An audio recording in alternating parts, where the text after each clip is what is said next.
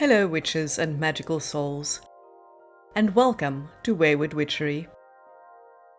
I'm Pandora Darkmoon, tarot reader, witchcraft mentor, and lifelong witch.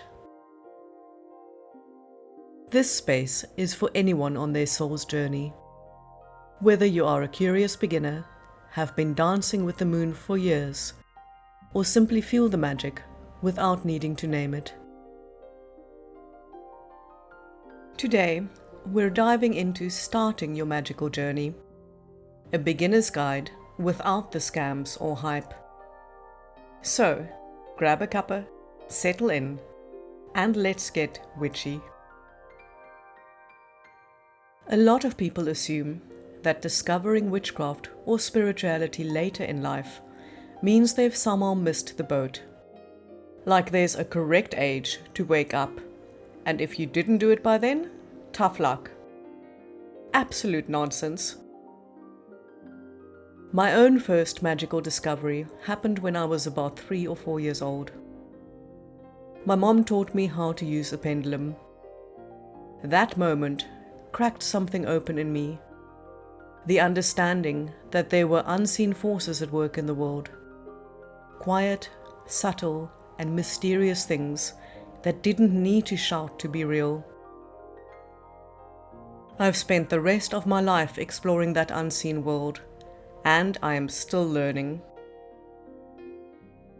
Years later, when I got my hands on my very first book about witchcraft, this was before the internet, it felt like coming home. Everything I had sensed, questioned, and quietly explored finally had a name. It wasn't just some strange inner landscape I'd invented. It was a legitimate spiritual path, walked by many others long before me. And that moment, that recognition, is where many of you are now.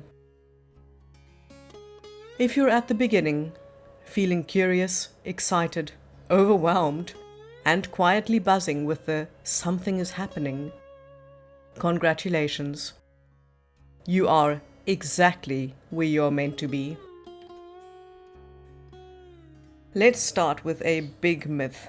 You need the right tools. One of the first traps beginners fall into is the idea that you need the right tools to be a real witch. The right tarot deck, the right crystals, the right altar setup, the right robe, right herbs, right everything. And oddly enough, this belief almost always comes from people who are selling those tools. Now, isn't that convenient? But here is the truth. Your most essential magical tool is your mind. Some of the most significant rituals I've ever done involved a wonky candle and a single stick of incense, because that's what I had. I've used a nicely shaped pebble from the beach because it felt right and there was nothing else around. Tools do not give you power. They are simply props. Helpful props, yes, because they can help shift your awareness from the mundane into the magical. But that shift happens within you. A stick found in the woods can do the job just as effectively as an ornate wand with a 3-figure price tag. If anybody tells you that you are powerless without their products, that's not guidance.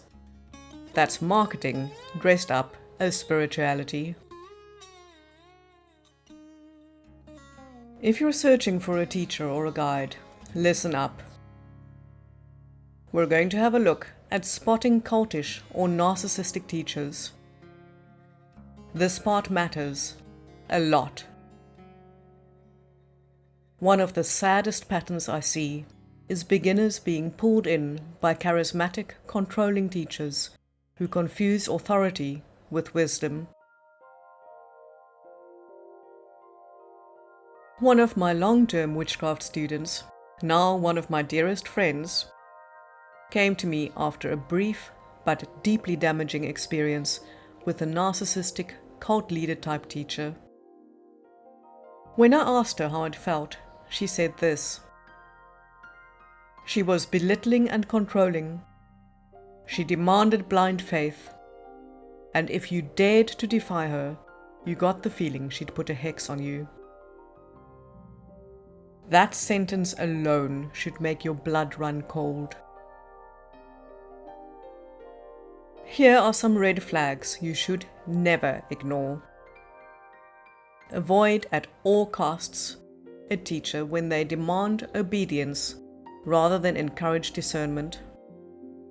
They discourage questions or frame curiosity as disrespect. They position themselves as the only legitimate source of truth. They use fear, guilt, or spiritual threats to control behavior. They insist that leaving them will result in punishment, curses, or bad energy. They make you feel intimidated rather than supported. An ethical teacher welcomes questions, especially before you commit. There are no stupid questions. If someone reacts badly to being questioned, that tells you everything you need to know. Your instincts are powerful. If something smells like bullshit, it probably is. Next up, let's look at solitary versus coven. Another pressure beginners feel is the idea that they must practice in a certain way, that you need a coven, or that solitary practice is somehow lesser, or that online internet covens are the future and you're missing out. But here's the truth. There is no one-size-fits-all path. I'm a solitary witch by nature. I work best alone. That is where my clarity lives. But I also collaborate with other solitary witches I've known for decades. We brainstorm, we reflect, we challenge and support one another, and sometimes we just have tea and cackle about life. Magic, and spiritual work in general, is deeply intimate. It involves vulnerable parts of your psyche: shadow, desire, fear, longing, and power. If you are going to share that process with a teacher or a group, there must be trust. Absolute trust. Without it, things can go very wrong very quickly. That's why I'm a firm believer in choice. You get to decide what feels supportive, what feels safe, and what nourishes you. And you are allowed to change your mind as you grow. One of the reasons I created the Ask a Witch space on Wayward Witchery is because so many people walk a solitary path, but still want a sounding board. Some days, the question is very beginner level. How do I cast a circle? Or what are the quarters? Other days, it's more exploratory or philosophical. Meditation guidance, crystal care, energetic protection, manifestation questions, or simply making sense of spiritual experiences without labels. And sometimes it's experienced witches who want to do a deep dive into the psychology behind ritual, or fine-tune their posture for magical workings. You don't need to identify as a witch to belong here.